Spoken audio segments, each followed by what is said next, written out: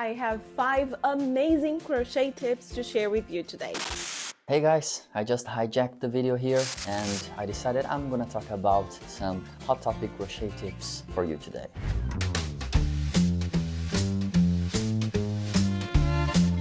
Okay guys, so I am Eduardo, I'm Bianca's husband, and aside from that I also am part of the Crocheniacs business.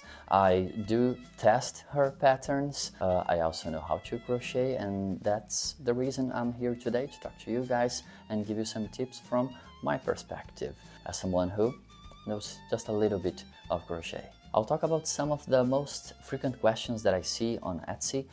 Usually I respond to that, both questions on Etsy and on emails. It's me who answers to that, at least most of them. So I kind of see constantly some same questions popping up, and those are the ones I wanted to talk about today. And stay connected until the last tip, because this is something that Bianca actually has never talked about, and it's me who actually does the deciding on that factor. So stay tuned and I'm pretty sure you'll like it. So one of the most frequent questions I see over there, it's that the head isn't in the right shape, or any other body part, but in our case usually is about the head, because we try to maintain a square shape on a head, and that sometimes doesn't happen. So what happens there? The thing is, if you followed the pattern correctly, like if you didn't misread or skip any step, it is thought to, in a way, that it will end up squared. But if it doesn't, 95% of the times the issue is with stuffing. So you've got to learn how to stuff correctly your dolls. It's not a simple matter of just like taking a little bit of filling and putting it there without any thought or consideration. You've actually got to learn how to do it properly. So like Bianca has already a bunch of videos that she made on this, on teaching some techniques on how to do that. So I'm not gonna go over that. You can just check the description below. I'm pretty sure she'll fill it with some links of these videos that I'm talking about, but do check them out and learn how to stuff properly. There are lots of techniques, and I've gotta say, when I started learning crocheting, I had some issues with that. It was not that easy, and then like she showed me, and it's simple, you know. After you understand, like, oh, we want a square head, so you've got to put little balls in the corners first, and then you start filling the rest. But after you get the idea, then it really works. Those techniques that she talks about, she's always on about tweezers or something like that, like they do work. There's a reason why she does those videos and she uses those techniques. So the thing is, learn how to stuff properly. One thing that is very common is like to overstuff your dolls, the heads of your dolls specifically. So imagine that if it should be square shaped, you put too much stuff in, what will happen? It will get bloated, you know, so it doesn't work. And it's not a simple math that I can say like, oh, you should put 200 grams or 100 grams of these or that of the fiber, but it's not a simple math as that. You've got to learn how to feel it, if it's in the right you know, when you touch, when you squeeze, you've got to learn to feel like, oh, is it good enough or not enough yet? And after you get the feeling, I'm pretty sure it's gonna work out. Okay, so a second tip that helped me a lot in the beginning especially, is to somehow count your stitches. So what's the easiest way to do that for me? It's using like either stitch markers, or I'm gonna talk about it, scrap yarn. So like stitch markers, Bianca is crazy about that, and she has some pretty good ones, like she's always talking about them, and they're really okay, easy to use, and they do the job. So like, how do you use them? You just put on either the first stitch of the round or the last stitch of the round. I've seen some people doing either way, it works. I usually put on the first just because I'm used to, or the way I do is with some scrap yarn. You just gotta pick a color that, you know, it appears well. So here it was like beige and red, so I got a blue yarn that it works, and in the end you'll just pull it and nobody will see it. So yeah, it's however you feel it's best. I tried this Bianca's technique with stitch marker, I don't feel like it. I don't like it. I'm always like I don't know, clumsy fingers maybe. So if you are like me and you do prefer this type using scrap yarn, please right below, like Team Scrap Yarn or something like that, just so that she knows that we are the majority here, or at least I do hope so. And if you don't have a team, please do pick mine, okay? But it is important, jokes apart, it is important that you always keep count, because like we are always losing, like, oh, where am I here? I was in this row or in that row, and you're following the pattern. So like, I don't remember if I'm on 20th or 21st row, and then you just gotta count, like, okay, so I'm on the 7th, I'm on the 8th. It's easier to keep track if you have that, okay? That's the reason why they are here. All right, next one. That one is also one that, oh yes, I do hear it a lot. It's like this, quote unquote. I did exactly like the pattern said, and my doll is not looking like yours. What does it happen? And like, I've gotta say that amigurumi pattern is not like a cake recipe. Some people think of it as the same. They think that like, oh, if I put a little bit of this, a little bit of that, and exact numbers, it will end up looking exactly the same. And it's not like that. It's not a cake recipe. It's a lot more like, if you think of music score. I'm a musician myself for over 25 years. I play a bunch of instruments. I love that. And I can see a lot of similarities in the sense that crochet is a form of art. Crochet, knitting, and so on. So like it has the human component that it makes an art. So it's not just a matter of following steps blindly. That will not get you to the same place. So let me here use an example of something that at least I relate to, and then it helps me understand. So maybe you get my point on that.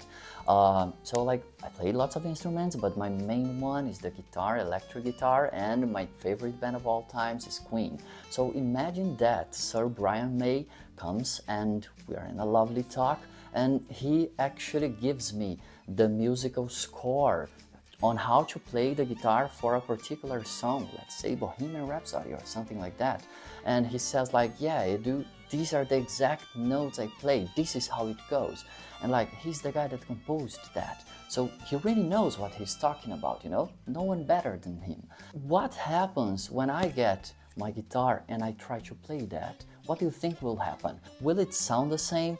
No, it will not. Why?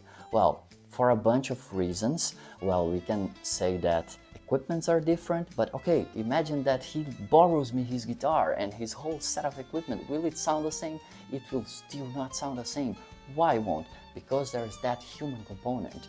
Well, he's him, I am me. We are different people. We are gonna sound different no matter what I do. And that's not a bad thing, you know? And like, how many years has, I don't know how old he is, but I don't know, he's got probably my age just of guitar practice, you know? I don't have all that time with a guitar in my hands, so like, he's way more experienced than me, and that accounts for something as well, you know, or for a lot. So there are a lot of little things that would change in his playing and in mine, and it's not a simple matter of just following the thing. So okay, how do we get there? Is it unachievable? No, it is not, because then there goes a little secret here. I don't know if you know, but the pictures that you see of our amigurumi dolls, of Bianca's, the pictures that are in the patterns, sometimes they are mine. And do you notice the difference? No, you don't, because I practice a lot. I practiced a lot to make my dolls look like hers. And she taught me herself, like, do a little bit more like this, a little bit more like that. Especially like the creases is something I struggled a lot to make them smaller. Bianca has her stitches very tight, to the point that it hurts my fingers sometimes. So I learned how to do in a similar way to hers. So like, nobody knows, you know? You see pictures of our amigurumis and you can barely tell which one is from whom. Like, we know because we did those, but you don't know. So what I mean is that you can get to this point that you do in a very similar way, and sometimes clients send us lovely pictures of their amigurumis, and sometimes you see something so similar to what we do, and that's awesome. But what happened there? Well, what happened is that probably that person has a lot of experience also, and has a good way of viewing things, so that, oh, probably she did like this and she did like that. It has a good intuition. Again, remember, this is art. So there's a lot of human component involved, lots of intuition involved, and this has to be taken into account, okay? So my advice is, if you want to get to that certain point, level, however you want to frame it, what you've got to do, you've got to study. So, I mean, watching videos about techniques and things like that, you've got to really just try and do, practice, practice, practice. We hear this a lot in music, right? So the guitar teacher will always say, the piano teacher will always say like, oh, you've got to practice every day a little. Yes, and it will improve your technique. With crochet is not different. You've just got to continue practicing and improving. Pay attention to the pattern. Sometimes people just skip some lines, some important stuff. Very used to that. So don't skip anything. Try to be very open-minded about it. Even if you crochet for a long time, there are always things that you learn, especially if you came from another area. Like, I mean, you like to crochet clothes and things like that, and now you started amigurumi. Oh, it's a bit different here and there, you know? So keep an open mind about that and practice. Consider it that it is a form of art. So just take it as it is and do your best, and be sure that it will keep improving. Okay, next one. This is a good one. So, yarn. We always talk about yarn, and I see so many messages and questions saying that, hey, I cannot find this yarn that you mentioned in the pattern you use, or I cannot find that yarn, or maybe this yarn that you use is so expensive for me. What do I do? So this is the secret. You don't need the exact same yarn as your designer. Really, you don't. You've got to pick what is good for you.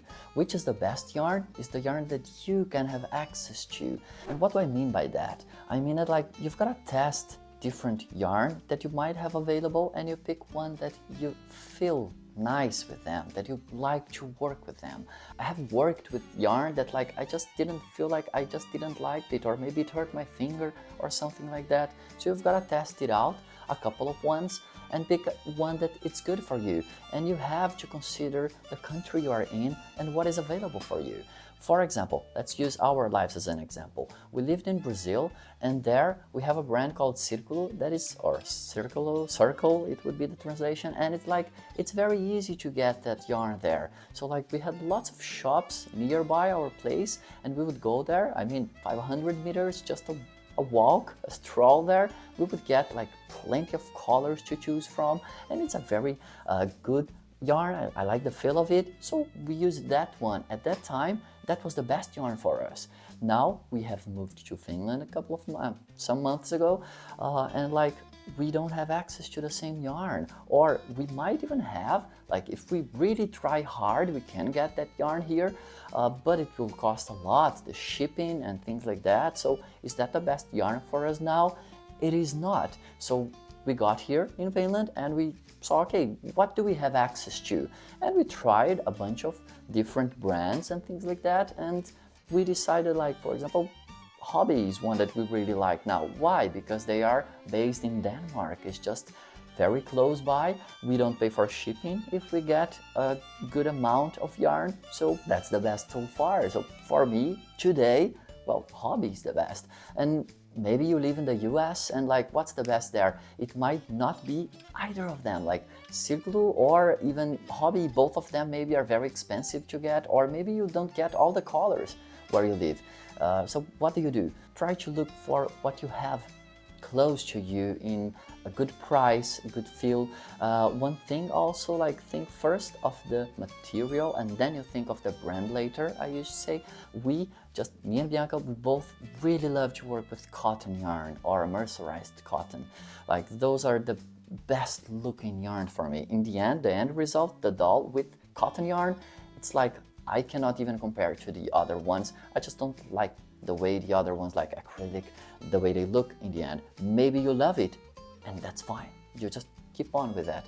But for me, like, the thing we most look for is like, okay, let's look for all the cotton yarns. We know that we prefer them, and then later we go for the brands, you know.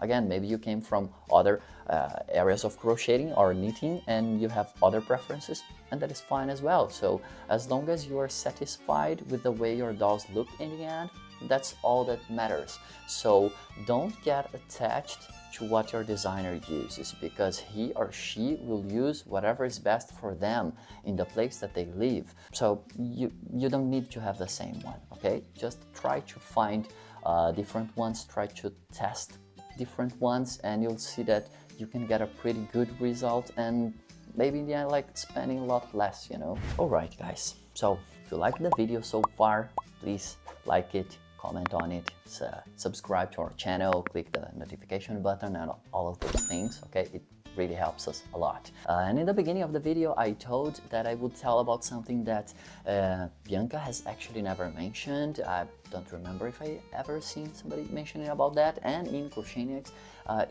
it's always me that does the decision about this. And this is something I've always talked about with her, and for me, it's something nice and important, so let's go on about it. There are some questions that some people ask lots of sometimes, and they ask like, okay, so I didn't find the right size for the eyes that you recommend in a pattern. Like, for example, you recommend a 12mm size and I just have 11 or 13. What do I do in this case? And my default answer is go for the bigger. The bigger the eyes, the better. I'm always trying to convince her to like get a bigger eyes, get bigger eyes. And why? Because if you check like puppies, or if you pay attention at babies, or you start looking at drawings of puppies and babies, or even animes, what happens? They all have big eyes. Why do they have big eyes? Well, it just makes them look cuter, you know? So like if you put like puppies with that big eyes, they will look cuter. Babies have big eyes naturally, I mean bigger, proportionally speaking. The eyes are bigger than in an adult. So why? Because it makes them look cuter. That's why. So always go for the big eyes. Sometimes I see some dolls, some clients send me pictures, and like they're really well made. The person crocheted really well, you know, the stitches are very tight, you cannot see holes in it, and the shape is very squared, so like everything according to the plan, and like, okay, awesome, good yarn, and still it doesn't look that cute maybe, or it doesn't look as you wanted. And one of the reasons is like, and maybe nobody pays attention to that, but it's which eyes you choose. Some people like to choose like very small eyes, and okay, if you like that look, nothing against it, but I'm pretty confident that if you pick bigger eyes, your dolls will look cuter. So just try it out, you know, try it out, put there, I don't know, a 10mm, and then take it off, put a 12, take it off, put a 14, and check what you feel that fits better or not. One thing that we used to do, especially in the beginning quite a lot, is like we would put two different eyes, different sizes, and then we would cover one of the sides of the amigurumi to see which one would look better. So like imagine put a 12 and a 14 and you cover one part and like, okay, how does it look now? Cover the other one, how does it look now? And again, I would say that every time we do that, the bigger the better. Okay, so yeah, that's the final tip. Go for the bigger eyes and you will not regret it. Okay, so I think that's it, guys, for this video. I hope you liked. If you did, leave a comment below, just encouragement, please. Like, my first time here, so I would love to hear what you thought about this video. And that's it, guys. Thanks. Okay, that's it. How are you feeling? It's not easy, right? No, not easy, not easy. No. Are you sweating? Oh yeah, it can be a blooper. Sorry. I hope I helped you show some new perspective. Mas também não precisa, né? Oh, okay.